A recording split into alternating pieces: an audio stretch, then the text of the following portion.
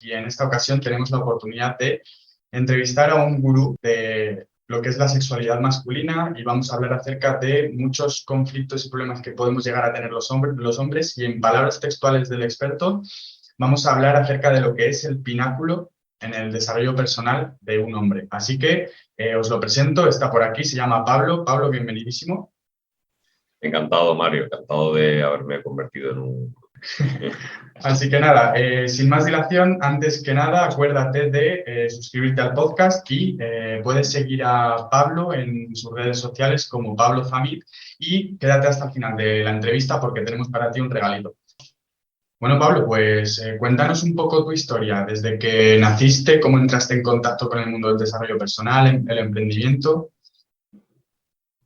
Buena pregunta. De hecho, hace no mucho hice una sesión de escritura terapéutica con un amigo que hace talleres de este tipo. Se llama La Línea de la Vida y es básicamente, pues eso, haces una línea de tiempo, como las que se hace cuando estudias historia, y vas situando ahí los eventos más significativos de tu vida y la conclusión que saqué es que, al contrario de lo que se suele decir que cuando te haces mayor, cada vez la vida es menos interesante y pasa más rápido, ¿no? Eh, Mm. y en mi caso es como que los eventos significativos se van acumulando conforme voy creciendo. O sea, es un poco vertiginoso. Qué bueno. Pero yo que he estudiado, bueno, yo que soy de formación filólogo realmente, es decir, que estudié lengua y literatura española, siempre pienso que la historia es algo que se escribe, es algo parcial, siempre es una mirada. Yo te puedo contar mi historia situando los eventos, por ejemplo, que más feliz me han hecho, o te puedo contar mi historia hablando de lo que más infeliz me ha hecho. Siempre tengo que seleccionar y nunca te puedo contar mi historia al completo, ¿no? Pero desde el personaje que soy, desde el gurú o desde la marca personal en que me he convertido, que nunca es la persona real, eh, diría que soy un hombre, eso es importante porque siempre ofrezco esa mirada totalmente parcial y sesgada como hombre heterosexual. A veces, no sé, me han criticado por dar una mirada sesgada desde ese punto de vista, pero creo que es necesario porque al final lo que uno ofrece, pues lo ofrece desde su historia personal, eso no se puede desligar uno de ahí. Y bueno, pues un buen día me di cuenta de que tenía defectos que se podían corregir y que se podían perdonar, y también talentos que se podían explotar y que no lo había estado haciendo, no me había puesto al servicio de los demás nunca. El, quizá de las cosas que más ha definido mi historia, pues seguramente sean los libros. He leído y escrito desde que tengo memoria prácticamente. Recuerdo el momento en que aprendí a leer, recuerdo exactamente dónde estaba y qué estaba haciendo. También recuerdo el primer libro, entre comillas, que escribí, que en realidad era un cuento y a lo mejor yo creo que apenas tenía 5 años, me parece. Y así a través de los libros al final descubrí el desarrollo personal relativamente tarde, tendría 25 o 26 años, pues en un momento de mi vida en la que realmente debería haber estado construyendo algo, pero no sabía qué camino tomar. Y bueno, desde ahí, sin prisa pero sin pausa, pues al final he acabado orientándome hacia el desarrollo en las 4 áreas que para mí componen el desarrollo personal, que son, pues, el área social, el área financiera, el área mental y el área de la salud o el físico. Luego ya, por casualidad, mi mayor contribución terminó siendo, pues, ayudar a hombres a dejar la pornografía y la masturbación y minimizar la eyaculación, cosa en la que insisto mucho recientemente, pero al final yo lo enfoco como una herramienta más para ayudar a cualquier hombre a culminar su desarrollo personal. Eso es un poco mi Perfecto. historia. Claro, porque esto que nos has comentado, el problema que resuelves o cómo defines lo que haces actualmente, quizás es un problema del que muchos no tenemos conciencia hasta que entramos en contacto pues, con términos como la retención seminal, el NoFap, e investigamos un poquito más a fondo en lo que son los problemas que puede conllevar el hecho de pues, consumir pornografía con regularidad y toda la industria que haya detrás. Entonces, me parece súper interesante a lo que te dedicas actualmente y me entra mucha curiosidad porque ¿qué retos, digamos, has tenido que enfrentar a lo largo de tu vida para llegar a lo que eres hoy? Es decir, esos problemas que nos comentabas, al principio, ¿cómo eran para ti esos problemas? Es decir, ¿creías que eran totalmente personales o empezaste a preguntar y viste que otras personas también los tenían o cómo fue? Yo cuando topé con este problema concretamente, no era consciente de que era un problema, como has dicho tú, lo tenía totalmente normalizado, pero al final si pensamos en cosas como que hay un evento fisiológico totalmente natural que se llama poluciones nocturnas, ¿no? O sueños húmedos, que para quien no lo sepa es cuando pues, un hombre eyacula espontáneamente durante el sueño. Puede haber un sueño erótico, puede no haberlo, normalmente sí que lo hay, y mientras estás durmiendo o a la vez que te despiertas, pues eyaculas espontáneamente. ¿Por qué? Porque llevas determinado tiempo sin eyacular y tu cuerpo, como un mecanismo de feedback o por ciertos errores en tu nutrición o gestión de tu sistema nervioso, etcétera, etcétera, cuestión de la energía, pues tu cuerpo tiene esa reacción y tienes una polución nocturna. La mayoría de hombres, yo jamás tuve una polución nocturna. ¿Por qué? Porque la mayoría de hombres empezamos a masturbarnos muy pronto. Yo, con todos los casos que he estudiado y con los que he trabajado, pues desde los 8 años hasta los 14 como muy tarde es lo más normal. Entonces, claro, empiezas a masturbarte a esa edad, a veces incluso antes de poder eyacular propiamente, y lo haces con cierta regularidad, tu cuerpo jamás va a tener esa reacción fisiológica. Entonces es algo que está tan normalizado que la mayoría de hombres no ha experimentado algo tan natural como una polución. Y en mi caso, para mí fue una época la que descubrí esto, donde me di cuenta de que yo no tenía el control sobre mis impulsos que yo creía tener. Porque todo el mundo nos reímos de esto cuando lo conocemos por primera vez, ¿no? A veces cuando me preguntan a qué me dedico y les hablo, por ejemplo, del reto que estamos haciendo este mes, que es septiembre sin FAP y que es normalmente todos los años hacemos un reto mundial, que son 30 días todo el mes de septiembre, sin pornografía ni masturbación, la gente se ríe. Pero ¿cuántos lo pueden conseguir? Eso solo lo sabe quien se pone a prueba. La mayoría de la gente no lo intenta y cuando lo intenta se da cuenta de que, bueno, a lo mejor no es tan descabellado pensar que tenemos una adicción a esto. Entonces yo, claro, para mí fue darme con una verdad un tanto incómoda. ¿Cómo puede ser que yo no pueda controlar este impulso? ¿Cómo puede ser que no pueda lograr? Porque la primera vez que lo intenté no llegué ni a una semana. Entonces, eso me picó y durante los siguientes meses me dediqué a intentar investigarme a mí mismo y descubrir, oye, ¿por qué no puedo controlar esta energía? Y a partir de ahí, pues todo lo que ha venido me ha convertido en la persona que soy yo, básicamente. Claro. Claro, es que esto del reto, al final, si nos remitimos a términos evolutivos y demás, nos podemos dar cuenta de que el ser humano, pues en la gran mayoría de decisiones que tomamos en nuestro día a día, forman parte de lo que es nuestro sistema límbico, es decir, tomamos decisiones basándonos en las emociones. Entonces, es muy fácil caer, es decir, al igual que cuando, por ejemplo, tienes dulces en la despensa o en la nevera y es muy fácil caer en ello porque al final acabas tomando una decisión emocional. Por tanto, de ahí la dificultad del reto que yo veo es esa capacidad de controlar las emociones, de controlar tu instinto más animal, porque al final es eso.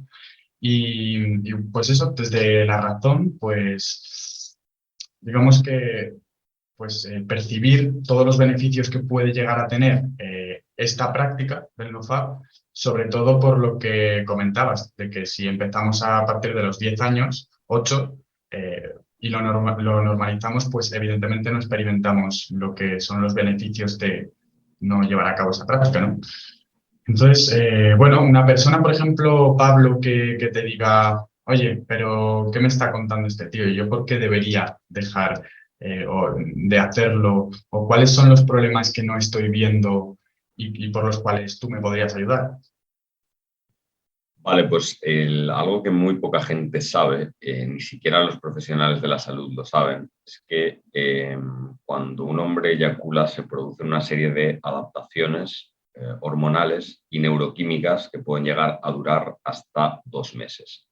Esto quiere decir que desde el momento en que tú eyaculas hay un déficit de producción y receptividad de ciertas hormonas y neurotransmisores que son muy importantes a la hora de maximizar tu rendimiento cognitivo, tu rendimiento físico, incluso tu salud emocional. Estamos hablando de muchas cosas que están muy de moda, como la testosterona o la dopamina, pero también pues algunos esteroides menos conocidos y receptores de andrógenos, que mucha gente se enfoca mucho en los niveles de testosterona, pero para que la testosterona u otro andrógeno actúe hace falta que haya cierta densidad de receptores y que estén disponibles en nuestras células. Entonces, en resumen, cuando uno eyacula, al final está funcionando en todos los sentidos, porque estas hormonas y neurotransmisores afectan a prácticamente cualquier comportamiento, afectan a tu perspectiva de la vida, incluso a tu capacidad para lidiar con el estrés y la ansiedad, afectan a tu mentalidad, a lo proactivo o reactivo que puedas ser, afectan a tus capacidades intelectuales, a tu estatus energético. Por lo tanto, si un hombre no tiene la capacidad de controlar su número de eyaculaciones, constantemente va a estar experimentando una versión de sí mismo que es un 40, 50, 60% de lo que podría llegar a ser. Entonces, dado que eyacular tiene un precio, no hay bueno, bonito y barato, eso no existe. Eyacular tiene un precio y por lo tanto, ya que si tienes que eyacular, porque siempre está la vía de intentar no hacerlo, existe el sexo sin eyaculación, por ejemplo. Si tuvieras que eyacular, pues por lo menos exige algo mínimamente de calidad a cambio. Es decir, no lo desperdicies en tu habitación mirando como, no sé, como en una pantalla otro hombre tiene sexo con otra mujer que jamás vas a conocer en tu vida. Pues hazlo con una persona a lo mejor que no solo te atraiga físicamente y con la que tengas cierta conexión, hazlo para concebir una nueva vida. Exige un poquito más, al final es una cuestión de estándares. Tengo esta energía tan potente en mí, porque al final la energía sexual es el impulso más fuerte que tiene un hombre, o sea, es por lo que estamos vivos y por lo que nuestra biología nos impulsa a seguir y a mejorar.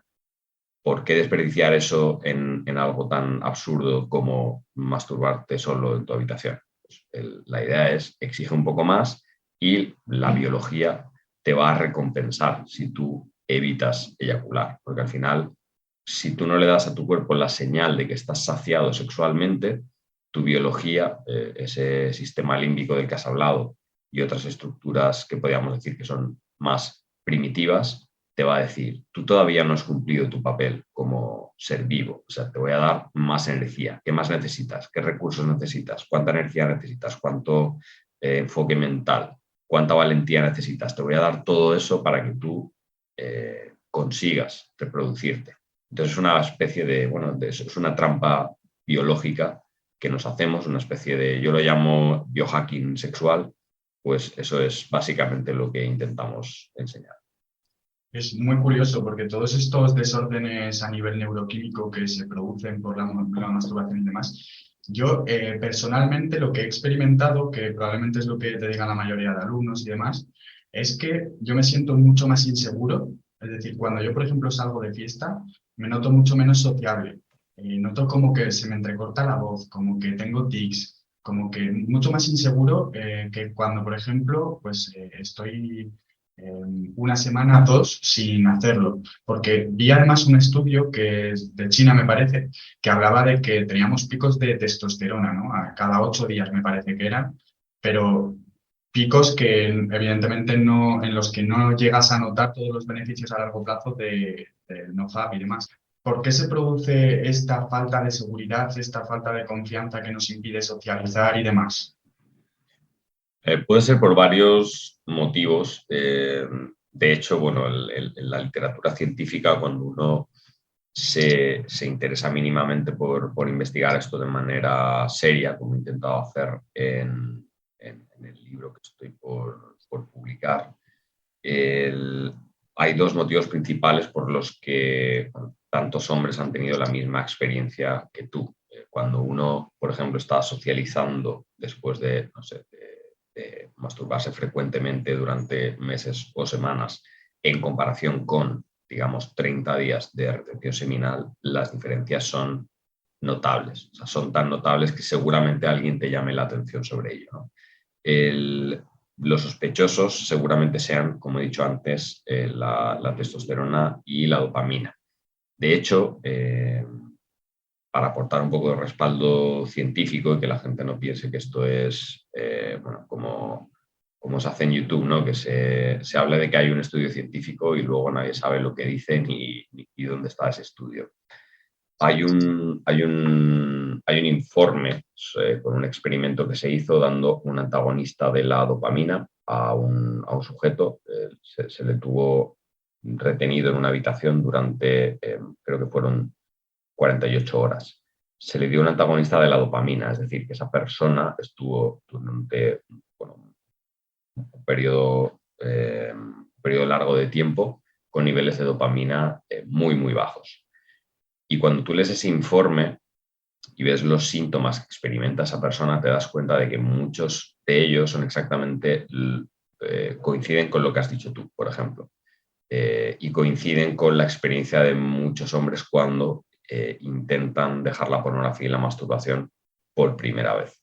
Es una especie de síndrome de abstinencia, no diría agudo, porque obviamente pues hay síndromes de abstinencia de ciertas sustancias que te pueden matar, pero sí que son síntomas negativos que lo que indican es que hay una desregulación en el funcionamiento de ciertas hormonas y neurotransmisores que antes de que se corrija, pues te va a hacer pasar seguramente unos malos días. Generalmente los 2 primeros días son los donde se concentran los síntomas más agudos.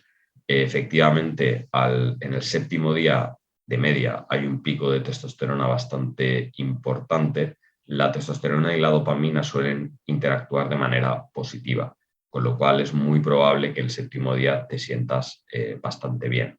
Luego ese primer pico se termina corrigiendo y luego vuelve a haber un aumento de la testosterona que, por lo que sabemos hasta ahora, se ha medido a los 21 días y también a las 8 semanas. Es decir, el primer pico de los 7 días primero se corrige, pero luego vuelve a haber un aumento progresivo.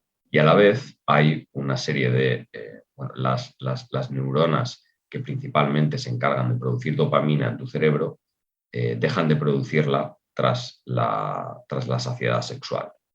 Por eso no es lo mismo si has recaído, o sea, si has intentado dejar la masturbación pero no lo has conseguido por algún motivo, es importante que solo lo hagas una vez, que no hagas un maratón de pornografía, porque pues, la saciedad sexual disminuye la capacidad de producción de dopamina de esas neuronas y eso va a durar unos 14-15 días, que es también el mismo tiempo que tus niveles de prolactina van a estar también ligeramente elevados, con todo lo que eso implica para pues, la moderación de tu libido, por ejemplo, disminución de niveles y acción de la dopamina. Entonces, todo eso que tú describes, que es la experiencia de tantos hombres, en realidad en la literatura científica está bastante bien descrito. Uh-huh. Perfecto. Vale, y a nivel fisiológico, Pablo, ¿qué beneficios podemos experimentar de forma notable cuando ponemos en práctica el NoFap durante un periodo quizá de, no sé, 15, 30 días, por ejemplo, como es el reto de septiembre? ¿Qué beneficios fisiológicos podemos notar? Bueno, a los 15-30 días, aunque no es digamos que no es el periodo de tiempo en el que se van a acumular todos los beneficios posibles, pero ya es una cifra seria. Con todas las regulaciones que se puedan dar en 2-4 semanas, probablemente lo que estés notando es un aumento de tu energía, tanto a nivel físico como a nivel cognitivo. De hecho, más concretamente, se suele experimentar pues, una mayor capacidad de comprensión, facilidades para el aprendizaje, mayor fluidez a la hora de expresarte. A nivel físico estamos hablando de no solamente que, por ejemplo, si tú entrenas vas a tener más energía, o incluso si tienes bajones de energía durante el día, seguramente se reduzcan, sino que es muy común, por ejemplo, necesitar menos tiempo de sueño y que el sueño sea de mayor calidad.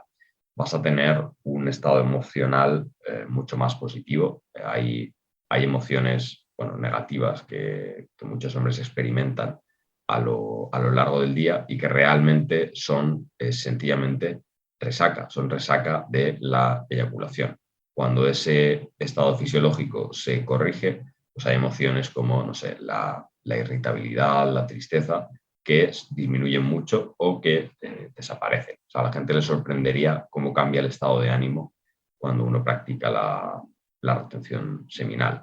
Se pueden experimentar estados mayores de creatividad e inspiración, se puede experimentar una gran confianza también a nivel social. Digamos que lo contrario de esto sería la ansiedad social, ¿no? La dificultad para relacionarte correctamente con personas desconocidas. Bueno, todo esto se corrige e incluso se genera un gran magnetismo. O sea, todos hemos tenido ambas experiencias de conocer a alguien y empezar con buen pie o empezar con mal pie, ¿no? Es esa primera impresión que uno no sabe muchas veces de dónde viene, pues este magnetismo del que hablamos lo que hace es que tengas mucha facilidad para conectar rápidamente con personas, tanto con hombres como con mujeres.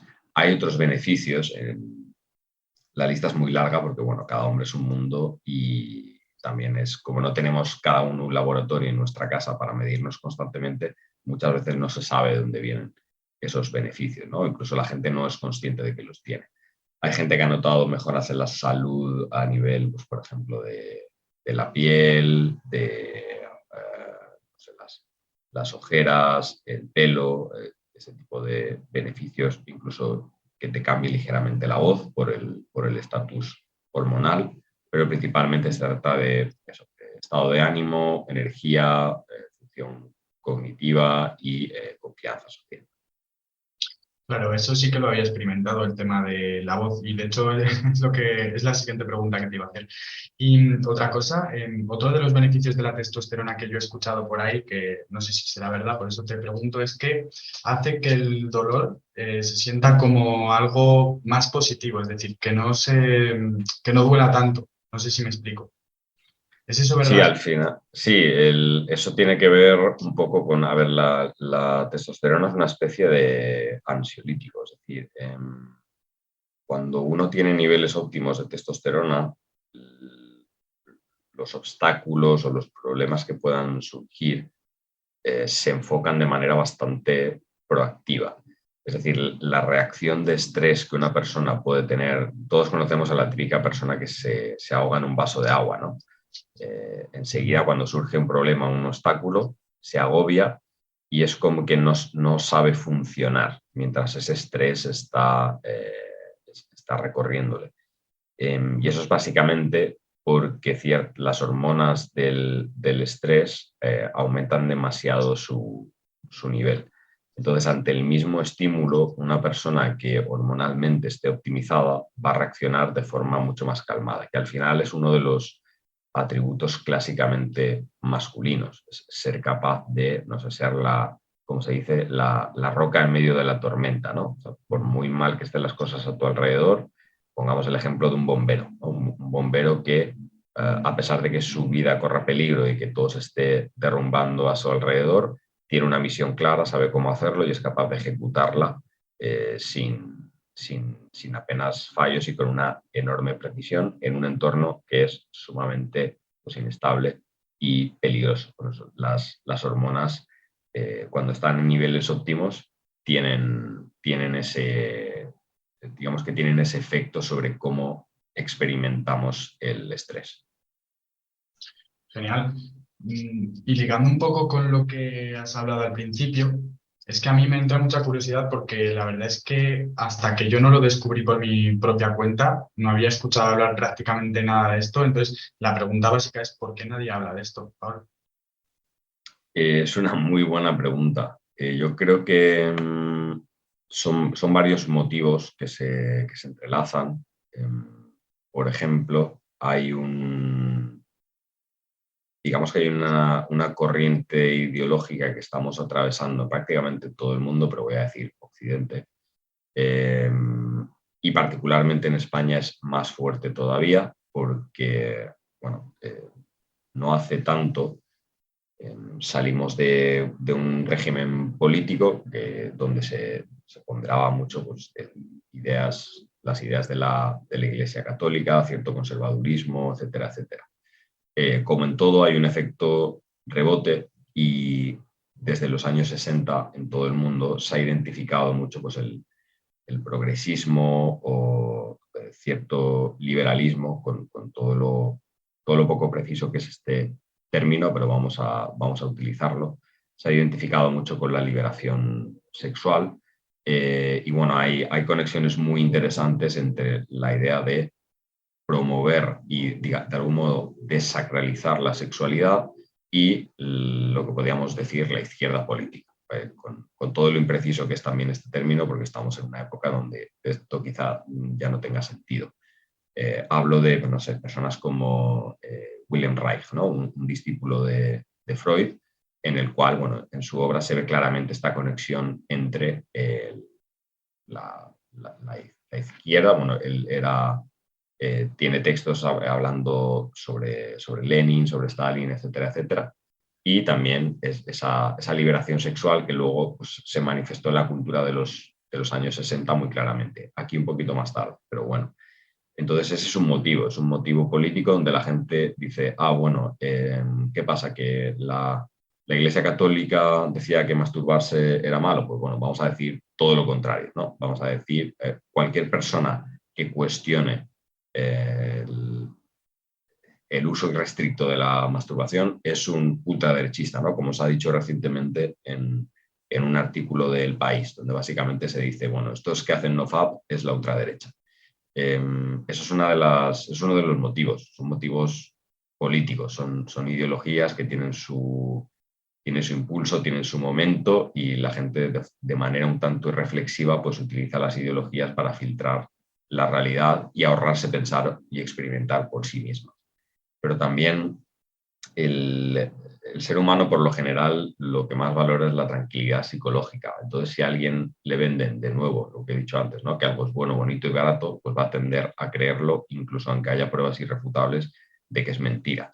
Si a ti te dicen que algo tan placentero como sexo o algo tan placentero y fácil y accesible como es la masturbación o ver pornografía gratis, porque tenemos contenido y acceso ilimitado a ella, no solo es placentero, sino que además no tiene ninguna consecuencia, pues obviamente eso te va a hacer muy feliz.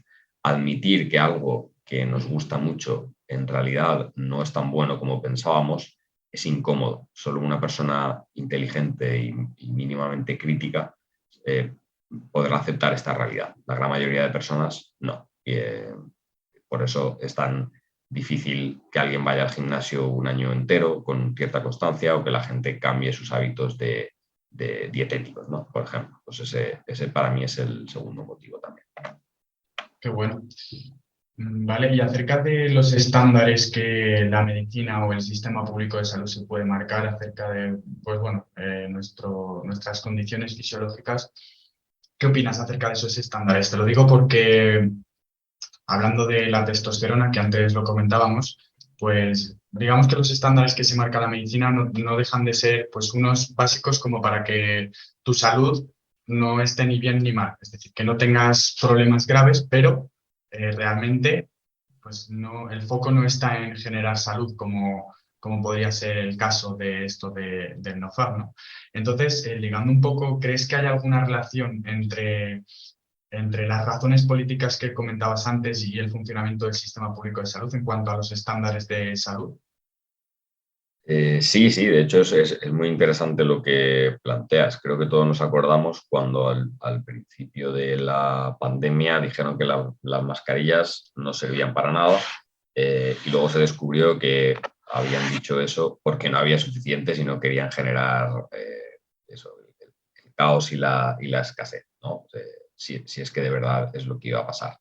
Entonces, al final hay que entender que la medicina o la institución de la salud son eso, son instituciones.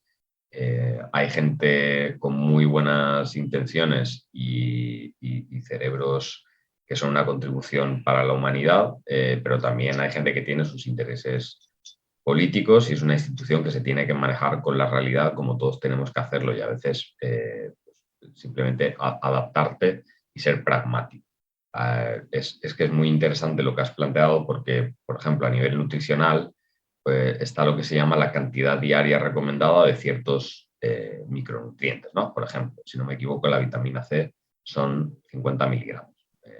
Que nadie me haga caso porque lo estoy diciendo de memoria, pero claro, la cantidad diaria recomendada no es la cantidad óptima. Entonces, cuando uno sigue esas directrices dietéticas, lo que está haciendo no es optimizar su salud, lo que está haciendo básicamente sobrevivir digamos, en un estado mediocre de salud, pero que no te genera ninguna enfermedad. De hecho, lo que vas a tener son síntomas que se llaman subclínicos, es decir, que no ameritan tratamiento, pero que obviamente te dejan muy lejos de lo que todos entendemos como la salud, que debería ser algo más cercano a el sentirte radiante, algo más cercano a eso que simplemente sobrevivir. Y concretamente con la testosterona es algo muy curioso. El otro día un amigo me pasó un examen que se había hecho, le había salido bastante alta, pero me fijé que los rangos que ese examen hormonal marcaba como mínimos y máximos habían vuelto a cambiar. Me explico, desde en los últimos 20, 30 años, los rangos clínicos de testosterona han ido variando. Es decir, lo que antes se tomaba por un caso de, a lo mejor, no sé, hipogonadismo, o es decir, tener la testosterona tan baja que necesitabas tratamiento para reponerla, hoy en día están dentro de los rangos normales, con lo cual no te van a tratar aunque tengas niveles de testosterona que hace 20 años habrían ameritado tratamiento. Y lo mismo con los niveles máximos. Probablemente si tienes niveles de, no sé, 1100, 1200, a lo mejor hace 30, 40 años simplemente habrías estado en el rango alto, pero a lo mejor hoy en día un médico que haya estudiado dentro de estos parámetros piensa que es demasiado alta y a lo mejor te tiene que dar algo para reducirla. Entonces, poco a poco, la medicina de algún modo, para no colapsar, porque imagínate, si a todos los hombres que dan niveles bajos de testosterona, que hace 20, 30 años eran muy bajos, les tienen que dar algo para reponerlo, al final eso puede cambiar radicalmente el panorama de la terapia de reemplazo hormonal, por ejemplo. Cosa que con las mujeres parece que no hay ningún reparo en hacer porque se recetan y se dan anticonceptivos como si fuesen caramelos. Sin embargo, los hombres todavía tenemos un poco de prurito con el hecho de utilizar hormonas exógenas. Entonces, eso es un poco como lo veo yo. Vale, o sea que en resumen, Pablo, los estándares de cuando nosotros vamos al médico a hacernos una analítica y nos dice que tenemos las hormonas bien, probablemente la tengamos pues bajo mínimos, ¿no? Como quien dice. Sí, eso es muy común, que los niveles que se consideran normales o dentro de rango hoy en día, hace 20 o 30 años, te habrían hecho candidato para un tratamiento de reemplazo hormonal. Así que ya sabéis todos, haceros una analítica hormonal. Yo lo que suelo hacer, me he hecho un par desde que conozco el tema y tengo una la semana que viene también porque voy a hacer un ayuno largo, cosa de la que, bueno, los que están suscritos al newsletter ya lo saben. Pero bueno, es importante hacerse este tipo de chequeos de forma regular y lo que yo suelo pedir, que son cosas que, pues a priori, si tú pides una analítica normal, no te saca el médico, a no ser que sea endocrinólogo, pues son los niveles de testosterona total. La testosterona libre es más complicado porque, como digo, tienes que ir al endocrinólogo. Y otra vitamina súper importante es la vitamina D y el estudio es el 25OH. Entonces es muy recomendable hacérselo porque incluso durante la pandemia hubo estudios que, por lo que hemos estado comentando antes, pues digamos que se ocultaron o se les hizo menos caso y son estudios en los que se demostraba de forma empírica que las personas con mayores niveles de vitamina D, que es la hormona que se segrega cuando, pues, entre otras muchas cosas, tomamos el sol, por ejemplo, pues las personas que tenían niveles altos de esta hormona pues sufrían muchísimo menos las consecuencias del coronavirus. Entonces, bueno, eso como recomendación personal, pues está muy bien de vez en cuando saber cómo está nuestro cuerpo y de esa forma pues prevenir posibles enfermedades y demás, ¿no? Y bueno, esto por supuesto también nos sirve para medir cómo una de estas prácticas, como puede ser el NoFap o la retención seminal o cualquier cosa, pues nos afecta a niveles biológicos y fisiológicos en nuestro cuerpo. Así que, bueno, eso por ahí. Y Pablo, una pregunta cambiando un poco de tercio, ¿qué opinas acerca de la industria pornográfica? Bueno, también quería decir que estoy totalmente de acuerdo con lo que has comentado de los chequeos y la vitamina D. Y sobre la industria pornográfica, bueno, creo que es un asunto complejo porque como todo el mundo debería saber, mueve cantidades increíbles de dinero. Entonces, obviamente es una industria compleja. Tampoco me gusta hablar de esto metiendo a pues, cualquier vídeo porno, cualquier productora, cualquier película o vídeo en el mismo saco, pero realmente la mayor parte de lo que hay detrás es como el negocio de la droga. Es decir, es algo que en primer lugar explota una debilidad humana, es algo que nos ha pillado por sorpresa. Solo ahora se está empezando a entender el efecto que tiene sobre el cerebro, pero es demasiado tarde. Desde el momento en que todo el mundo tiene un teléfono en el bolsillo y acceso irrestricto a todo tipo de material que es principalmente gratuito. Gratuito entre comillas, porque al final las páginas monetizan por publicidad, por visitas. Entonces, bueno, cuando tú ves un vídeo, aunque te parezca que ese vídeo pueda llegar a ser, no sé, respetuoso con los derechos de la mujer o ofrecer una visión saludable de la sexualidad, ese dinero también está yendo a, pues, a lo mejor mafias que trafican con personas o mafias que graban violaciones o que abusan de menores, ¿no? Por ejemplo. Nunca se sabe dónde va el dinero que genera tu tiempo y tu atención, nunca sabes a dónde va con esta industria. Y además es una industria que solo empeora el mundo. Es decir, a mí no se me ocurre se me ocurren muy pocos motivos por los que podríamos decir que la industria del porno hace el mundo mejor. Realmente solo lo empeora, genera toda una serie de crímenes de los que bueno, se nos haría un nudo en la garganta hablando de ellos. Así que comento, siempre hago referencia a un podcast donde bueno, responsables de ciertas agencias de seguridad de Estados Unidos dijeron que bueno, no iban a poder perseguir casos de pornografía infantil donde aparecían niños mayores de 6 años porque estaban demasiado ocupados persiguiendo a los autores de pornografía infantil donde aparecían niños menores de 6 años. Es decir, este es un poco el panorama de de lo que hay. Vale. Y de nuevo, cuando uno entra en ese tipo de páginas, no sabes dónde va tu dinero. Entonces, simplemente por eso, por no meternos ya con cómo se trata sobre todo a las actrices en general. Normalmente solo se habla de las actrices como si fuese un paraíso para los actores, que también tienen sus problemas, pero obviamente con los casos de malos tratos en general, por no entrar en detalles con las actrices, por no hablar directamente de violaciones, quiero decir, están a la orden del día. Es imposible para las páginas que todo el mundo pueda tener en mente eliminar el material que es producto de violaciones. Primero, porque es demasiado numeroso. Segundo, porque automáticamente en cuanto las páginas lo borran, pues alguien lo ha copiado y lo vuelve a subir y eso es imposible de controlar. Entonces, creo que es una industria que, bueno, aunque a la gente no le gusta hablar en estos términos, es una industria diabólica. Marca el cerebro de personas cuando más débiles son, los marca para toda la vida, porque cuando tu cerebro recibe un superestímulo, de alguna forma queda traumatizado. Va a ser una referencia para siempre.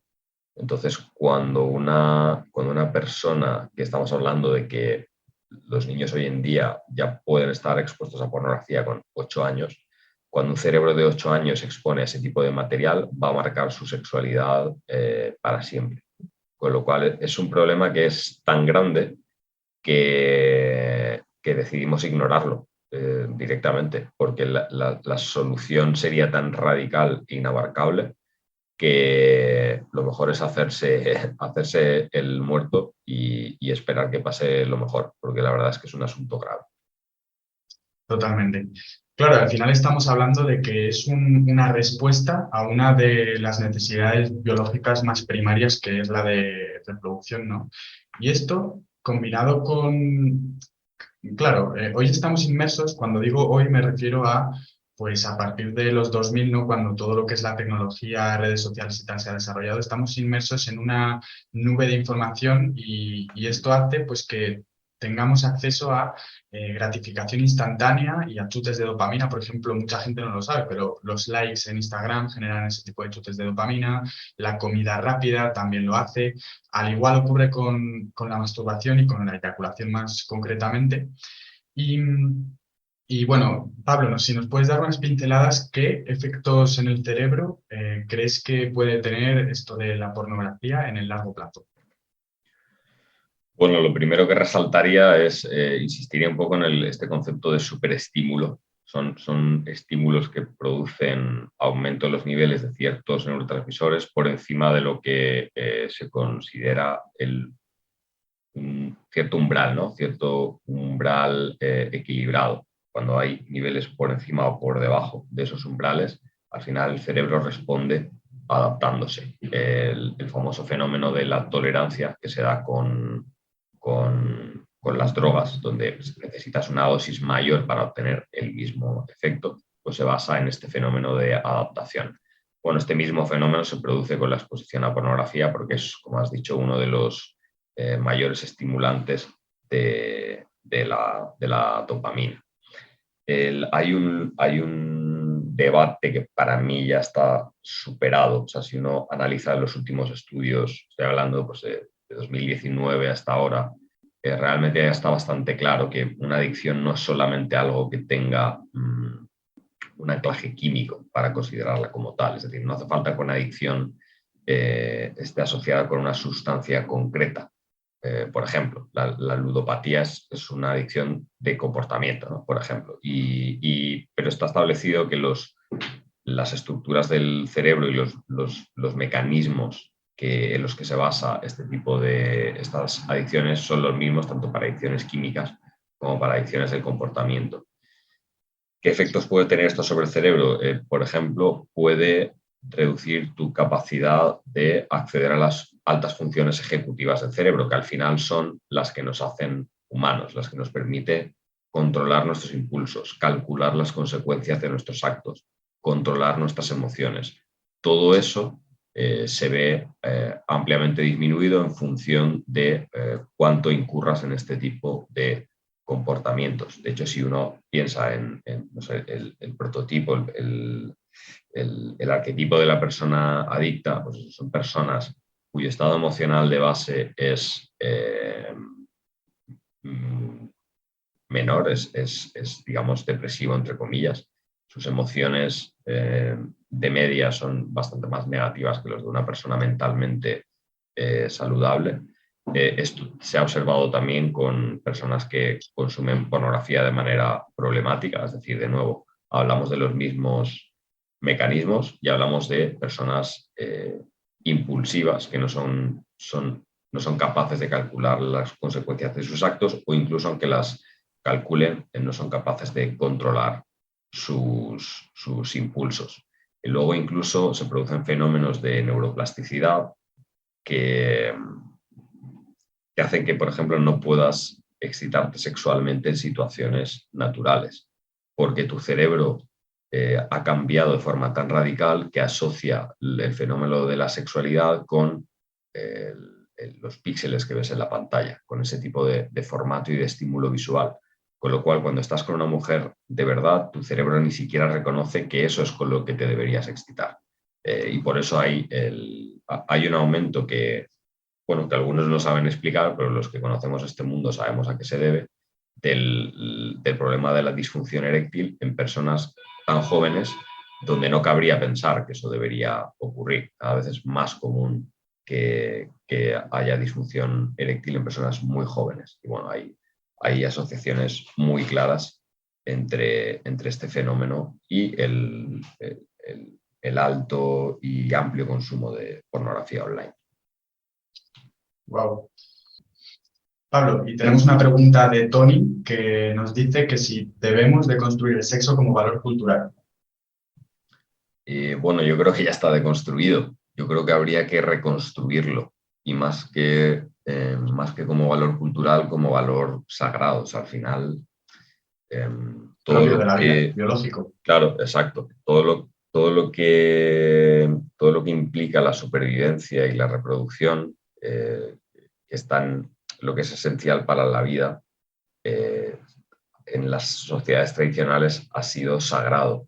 Y está bien que sea así. En los últimos, podría decir, siglos, hemos tenido el empeño de desacralizar todo, y eso al final lo que ha hecho ha sido bastardizarlo realmente. Creo que lo que habría que hacer es eso, reconstruir el sexo como valor no cultural, sino biológico. Entender todas las implicaciones que tiene, entender de nuevo cómo funciona el cerebro, poner en valor la inocencia, que para mí, junto al honor, es uno de los valores en peligro de extinción hoy en día. Y de nuevo, la dirección no es para mí deconstruir la sexualidad, es reconstruirla, volver a hacerla más completa. O sea, hoy en día se presenta una sola visión de la sexualidad. De hecho, creo que lo estuve consultando en Wikipedia porque quería traducir un concepto científico, y a veces sabéis que la traducción del inglés al español a veces para los conceptos, la terminología científica no es literal. Entonces quería ver cómo se decía en español. Y vi que, por ejemplo, se define la sexualidad estrictamente en términos de obtención de placer. Entonces, claro, cuando uno define la sexualidad únicamente desde esa perspectiva, se está dejando toda una serie de implicaciones de lado que hacen que tanto la experiencia como la idea de la sexualidad sea totalmente incompleta y hasta peligrosa.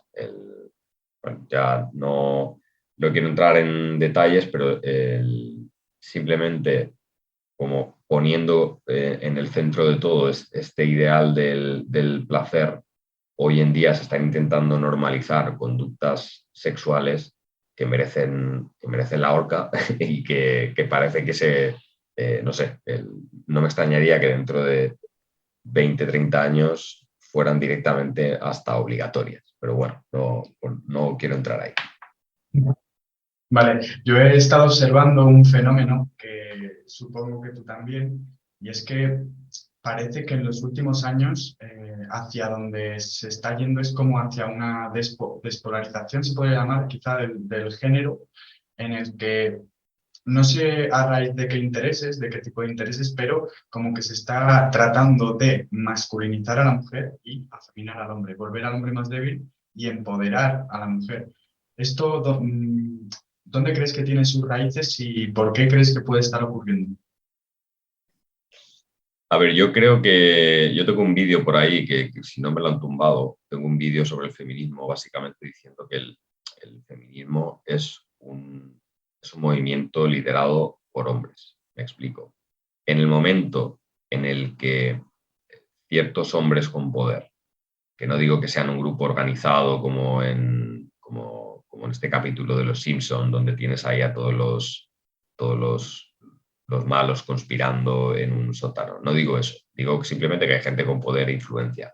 En cuanto deje de ser rentable para, para la gente poderosa del mundo, que son principalmente hombres, el feminismo va a perder toda su fuerza. El feminismo no es, quiero decir, el músculo que tiene hoy en día el feminismo, efectivamente, son principalmente mujeres, pero es simplemente un movimiento y unas ideas instrumentalizadas por el poder que es generalmente atesorado por los hombres. Y el feminismo, bueno, podríamos decir que hay varios feminismos hoy en día, que parece algo raro y se ha convertido en un tópico decirlo así, que no hay un feminismo, sino que hay feminismos, es cierto, pero prácticamente todos están basados en una idea de la feminidad que consiste en, como tú has dicho, intentar equipararlo con el hombre. O sea, al final, la referencia del feminismo es lo que la gente tiene en la cabeza, que es el hombre tradicional. Están intentando convertir a o sea, lo que la gente entiende por feminismo a nivel práctico en la calle es que una mujer alcance un puesto directivo o de alto funcionariado, que gane lo mismo o más que un hombre, que esté trabajando 60 horas por semana y que sacrifique el tiempo con su familia o directamente tener una familia para liderar en algún campo pues eso, laboral o académico. Esa es una idea de la feminidad basada en lo que los hombres han hecho tradicionalmente, con lo cual de feminismo realmente no tiene nada, porque no se basa en lo que es esencialmente femenino. ¿Qué puede hacer una mujer que no puede hacer un hombre? Principalmente ser madre. Para mí, el valor central del feminismo debería estar construido alrededor de eso. No digo que haya que excluir lo demás, no digo que sea incorrecto, puedo tener mis opiniones sobre a qué tipo de sociedad vamos a llegar, por qué se ha promovido tanto la idea de que en lugar de una familia lo mejor es que la mujer esté sola por su lado y el hombre esté solo por su lado. Puede tener que ver con que, bueno, así se compran más casas, se pagan más impuestos, etcétera, etcétera. No me quiero meter ahí. Pero, vamos, cualquier idea de feminismo que no tenga como valor central una feminidad basada en lo que realmente es esencial en una mujer, me parece simplemente un instrumento político. Y esto coincide, que ya se queda un rodeo bastante grande, pero para contestar la otra parte de tu pregunta, coincide con un entorno donde los valores tradicionalmente, los valores y cualidades tradicionalmente asociados con lo masculino, parece que sean inútiles. O sea, vivimos en un entorno tan artificial que realmente lo que los hombres hemos evolucionado para hacer parece que sea inútil. La violencia está totalmente proscrita porque vivimos en un entorno tan cómodo y tan controlado y tan artificial que parece que no sea necesaria. Pero recordemos que la única defensa contra los hombres malos son los hombres buenos. Eso hay que tenerlo en cuenta. El, lo que tradicionalmente define un hombre, que es, por ejemplo, ser capaz de trabajar y construir con sus manos, por el entorno económico que tenemos, donde cada vez más cosas están hechas por máquinas, parece que ya no sea útil. Y como tenemos estados paternalistas, hay muchas funciones y valores masculinos que parece que ya no sean necesarios. Y además esto se ha juntado con un entorno químico totalmente venenoso para la masculinidad, que consiste en que se han desarrollado una infinidad de compuestos químicos que son disruptores endocrinos para el hombre, que son imposibles de controlar, porque el ritmo al que se expanden es mucho mayor que la capacidad que tiene cualquier organismo nacional o supranacional para regularlos y prohibirlos. Con lo cual, aunque se den cuenta de que determinado disruptor endocrino que lleva 30 años en circulación y que más del 50% de los hombres tienen en sangre, aunque eso se prohíba, ya se han generado 4, 5 o 10 o 20 nuevos compuestos de los que solo tendremos constancia pues, dentro de 10 o 20 años cuando nuestra salud y nuestros niveles hormonales vayan todavía a peor y investiguemos. Eso es básicamente el panorama. Totalmente. Y para bajar ese ejemplo un poco a tierra, es que todos tenemos un coche y cuando nosotros exponemos los plásticos de dentro del coche al sol, abrimos la puerta y respiramos esos plásticos que son volátiles, además de que son tóxicos y, bueno, esto por supuesto que hay muchos estudios que lo respaldan, pero es que también se ha demostrado que influyen en los niveles de testosterona. Es decir, literalmente, y muchísimos plásticos a los que estamos expuestos, por ejemplo, los que envuelven las frutas y las verduras, y todo esto es lo que comentas, lleva un ritmo que se ha vuelto prácticamente incontrolable, ¿no crees? Sí, sí, totalmente. Es que el ejemplo del coche que has puesto es muy bueno porque es una de las grandes concentraciones de disruptores endocrinos, pero bueno, cuando compras un mueble nuevo, lo mismo. El Cuando olor a nuevo tienes, es lo que... claro, exacto, cuando tienes lo que en España llamamos una regleta, ¿no? O sea, un sitio donde conectar varios enchufes distintos, pues eso tiene retardadores de la llama que se llaman, que es simplemente pues, para que cuando se calienten no haya peligro de que haya una combustión, se le ponen retardadores. Esos retardadores también son disruptores endocrinos. El otro día estábamos hablando, yo y un amigo que nos gusta investigar todas estas cosas, de que incluso el agua de las piscinas, aunque ahora se están poniendo de moda las piscinas que, digamos, que imitan el agua de mar, que es agua salada, generalmente a las piscinas les tienen que echar una serie de químicos que son disruptores endocrinos y que interfieren con el metabolismo, ¿no? con la hormona tiroidea. Entonces, sí, es lo que es la cuestión, es lo mismo con el porno, es un problema tan grande que, claro, hay cosas que se pueden hacer para mejorarlo, sí, pero escapar completamente de ello, prácticamente imposible. Claro. Es que, si no recuerdo mal, estos compuestos que no dejan de ser, bueno, creo que se llamaban senoestrógenos y fitoestrógenos, que son como, pues eso, que están presentes en los plásticos y que, digamos, que afectan a nuestra producción de testosterona. Y a lo que iba es que ya existen, pues eso, si nosotros podemos hacer algo, ¿no? Ya que estamos hablando tanto de aquí de lo que es el problema, pero realmente podemos hacer algo. Y es que existen unos plásticos o no plásticos, sino envases que son libres de BPA. O sea, y esos son los que, pues en principio no contienen estas sustancias que son tóxicas y también perjudican bastante, pues lo que es nuestra masculinidad, ¿no? Hay ciertas formas de consumir yodo. Digamos que el yodo pertenece a un grupo de elementos que compiten entre sí en el cuerpo. Entonces, cuando uno está expuesto a este tipo de disruptores, pues a veces el yodo es desplazado en el cuerpo y bueno, reponerlo ayuda mucho. Y la sauna, por lo que yo sé, es el método más efectivo para deshacerse de estas sustancias que, por otro lado, se acumulan principalmente en el tejido adiposo.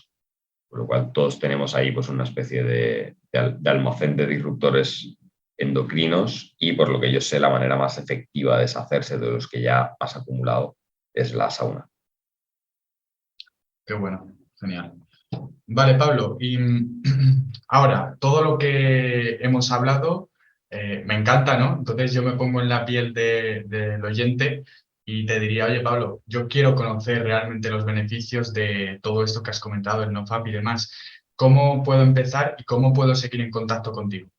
Bueno, nosotros tenemos varios materiales gratuitos, entre comillas, para dar toda la información teórica y práctica necesaria para empezar en esto. Les invito, por ejemplo, a mi canal de YouTube, donde prácticamente cualquier duda que puedan tener ya está respondida, porque tengo como más de 500 vídeos ahí subidos. Ahí está toda la información realmente en mi canal Pablo Zamit.